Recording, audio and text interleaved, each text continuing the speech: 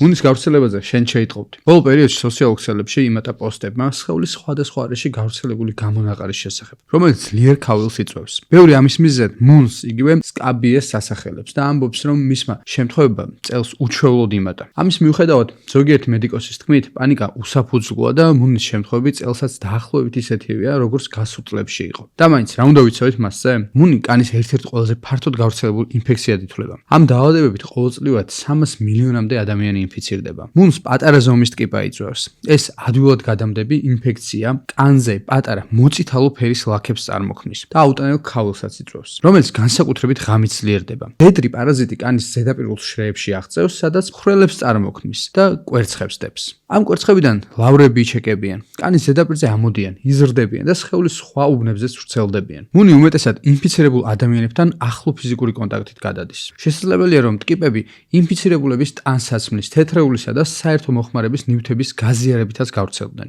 ინფექციის გამოვლენის შემთხვევაში აუცილებელია, რომ ინფიცირებულის პირადი ნივთები საფუძვლიანად გასუფთავდეს. დასრულებში მუნის ლაქები ხშირად თითებს შორის, მაჯების, იდაყვების, შიდა მხარეებისა და სასქესო ორგანოების მიდამოებში ჩნდება. ჩვილებსა და მსრიწლოვან ბავშვებში კი ძირითადად თავი, სახე, კისერი, ხელისა და ფეხის გულები ზიანდება. მუნის თავიდან ასაცილებლად მნიშვნელოვანია პირადი ჰიგიენის დაცვა და ინფიცირებულ პირებთან ახლო ფიზიკური კონტაქტისგან თავის შეკავება. ტკიპები სიცხეს ვერ უძლებენ, ამიტომ უმჯობესია თუ ტანსაცმელს, თეთრეულსა და პირსახოცებს მაღალ ტემპერატურაზე გავრეცხავთ და მზეზე გაფენთ.